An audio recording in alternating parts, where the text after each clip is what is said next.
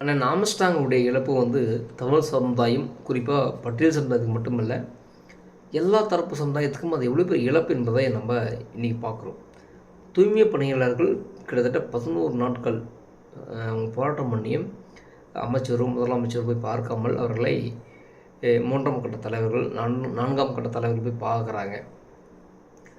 சென்னை தூய்மையாக இருக்கணும், சுகாதாரமாக இருக்கணும்னா அதுக்கு இந்த தூய்மை பணியாளர்கள் வந்து வேலை செய்யணும். இப்போது நம்ம எப்படி ஒரு ஐஏஎஸ், ஐபிஎஸ், கலெக்டர், ஒரு இவங்களெல்லாம் நம்ம எந்தளவுக்கு மரியாதை தரமோ, ஏன் school head master, school teachers, இவர்களுக்கு நம்ம எந்தளவுக்கு ஒரு மரியாதை தருகிறோமோ அதை விட ஒரு படி மேலே போயிட்டு இந்த தூய்மை பணியாளர்கள் நம்ம மரியாதை தரணும். ஏன்னா நம்ம வீட்டுக்கு ஒரு குப்பை ஒரு நாள் ஆனாலே நம்மளால் வாரி கொட்டலாம், வீடு வந்து கொசு ஈயெல்லாம் வரும், நமக்கே சங்கடமாக இருக்கும். ஆனால் சென்னையில் தினந்தோறும் எவ்வளோ கிளர்ச்சிகளையும் எவ்வளோ அழுக்குகளையும் க்ளீன் பண்ணி அதை பத்திரமா வச்சுக்கிறாங்க. அப்படி இருந்தும் ஏன் அவங்களுக்கு போதிய வசதி இல்லை அப்படின்னா, அண்ணன் ஆம்ஸ்ட்ராங் வந்து ஒரு விளக்கம் கொடுத்திருந்தார். அதாவது தேவையற்ற உபகரணங்களை அரசாங்கம் வாங்கி தரணும். அப்போ அரசாங்கம் வாங்கி தரலாம், நாங்களே வந்து அதை வாங்கிக்கணும், நாங்களும் வாங்கிப்போம் சில நேரத்தில், ஏன்னா எங்கள் அவ்வளோ கஷ்டமாக இருக்கும். அப்போது இதை குற்றம் சாட்டி விட்டு அவங்க என்ன செய்கிறாங்கன்னா, தூய்மை பணியில் சரியாக வேலை செய்யலை அப்படின்னு கை காமிச்சிட்டு இவங்க சிங்கப்பூர்லேருந்து அங்கே ஒரு தனியார் கம்பெனிங்க வர வைக்கிறாங்க. அப்போது இதுதான் அங்கே நடக்கிற அரசியல் நான் புரிஞ்சுக்கிட்டுன்னு சொல்லியிருப்பார். அது மட்டும் இல்லாமல் இவர் வெற்றி பெற்ற பிறகு அந்த அரசாங்கத்தை போய் கோரிக்கை வைக்கும் பொழுது, எங்கே போனாச்சு நீங்கள் கேட்கல, இந்த ஆட்சி நீங்கள் கேட்கல அப்படின்னு சொல்லிட்டு இவங்க விவாதம் பண்ணுறாங்க. தவிர எந்த ஆட்சி வந்தாலும் அவங்களுக்கு நிரந்தரமான பணியை தரல அப்படின்னு சொல்லிட்டு தெளிவாக சொல்லியிருந்தார். அவர் எந்த ஆட்சிக்கும் எந்த கட்சிக்கும் ஆதரவு பேசலை. அந்த தூய்மை பணியாளர்களுக்கான நிலைமையையும் அவர்களுக்கான வாழ்வியலும் பேசியிருந்தார். ஏன்னா பொதுவாகவே தமிழ்நாட்டில் வட தமிழ் குறிப்பிட்ட சென்னையிலேருந்து 2 சமுதாயம் அது அதிகமாக இருக்கும். ஒன்று வன்னியர்கள், இன்னொன்று பட்டியல் சமுதாயம். ஆனால் பட்டியல் சமுதாயத்தில் கிட்டத்தட்ட 69 ஜாதிகள் இருக்குது. அதில் அதிகமாக இருப்பது பறையர் சமுதாயம். அப்போ அந்த சமுதாயத்துக்கு யார் அதிகமாக குரல் கொடுக்குறாங்க அப்படின்னா அண்ணன் ஆம்ஸ்ட்ராங் கொடுத்துருக்கிறார். அப்போ இந்த இரு சமூகங்களும் ஒன்றாயினன்றது அவருடைய கனவு.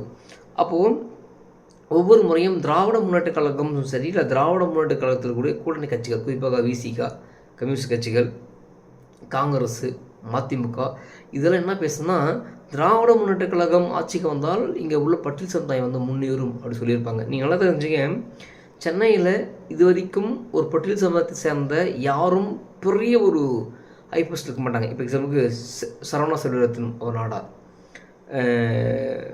வசந்தனுக்கு ஒரு நாடார், இந்த மாதிரி நாயுடு ஹால் அவர் ஒரு நாயுடு, அவர் அந்த மாதிரி காசா கிராண்டா, இவங்கெல்லாம் பார்த்தீங்கன்னா பொதுவாகவே வந்து பார்த்தோன்னா வெளியேற்றுன்னு வந்தாங்க. இப்போ பச்சையப்ப அரசனை கல்லூரியில் கேள்விப்பட்டிருப்பீங்க. இவங்க எல்லாமே பார்த்தோன்னா மதுரை, தேனி, திண்டுக்கல், அப்புறம் சிவகாசி, இந்த மாதிரி இடத்துல வந்து சென்னையில் ஒரு பெரும் பணக்காராகவும் ஒரு பெரும் ஆளுமையாக இருக்கிறாங்க. ஆனால் அங்கே சென்னையிலே பிறந்து சென்னையிலே வளர்ந்து சென்னையே அடையாளமாக இருக்கக்கூடிய வன்னியரோ அல்லது அங்கே பறைய சமுதாய மக்களோ ஒரு பெரிய முதலாளியாகவும் ஒரு பெரிய கார்பரேட் நிறுவனமும் அங்கே இல்லவே இல்லை.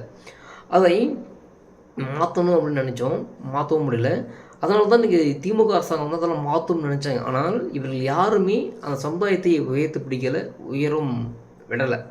அப்போது திராவிட முன்னேற்ற கழகம் ஆட்சிக்கு வந்தால் இவங்க நல்லா இருப்பாங்கன்னு நினச்சாங்க. இந்த திராவிட கழக ஆட்சியில் தான் இவ்வளோ அக்குறமும் நடந்துக்கிட்டு இருக்கு.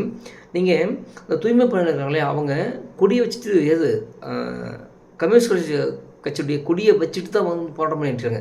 இன்னி வரைக்கும் கம்யூனிஸ்ட் கட்சிக்கு சேர்ந்த எந்த தலைவரும் போய் பெருசாக குரல் தரலை, பெருசாக அவங்களாம் பேசலை. எங்கள் அரசாங்கம் தான் கேட்குறாங்க, அவங்க வேறு எந்த வேலையும் கேட்கல, அதுவும் பணி செஞ்சுட்டு இருக்காங்க. அப்போது எல்லா அரசாங்க வேலையும் நிரந்தரம் பண்ணி அவங்களோட வாழ்வையிலும் வாழ்வாதாரத்தையும் உருவாக்குன்ற இந்த திராவிட முன்னேற்ற கழக அரசாங்கம் அவர்களுக்கே தாராமல் இருக்குது. திராவிட முன்னேற்ற கழகத்தை வர சொல்லலை, அடுத்து வரக்கூடிய அனைத்து அண்ணா திராவிட முன்னேற்றம் இது ஏன் செய்யலைன்னா அதுதான் அரசியல். இந்த அரசியலை தான் ஆம்ஸ்ட்ராங் வந்து புரிய வைத்தார். உங்களுக்கு இவர்கள் பகையாளர் கிடையாது, இவர்களுக்கு இவர்கள் பகையாளர் கிடையாதுடா, நீ அதிகாரத்துக்கு போ, நம்ம வீட்டிலேருந்து நிறைய விஷயம் நம்ம மாற்றணும், நம்ம ஏன் அடுத்த வீட்டில் போய் எட்டி போகணும் அப்படின்னு சொல்லி ஒரு பெரும் அரசியலை வந்து செய்தார். அந்த அண்ணனையும் இந்த திராவிட முன்னேற்ற கழக ஆட்சியில் அதுவும் சென்னையில் தான் என்ன பண்ணாங்க, போட்டு தரலாங்க.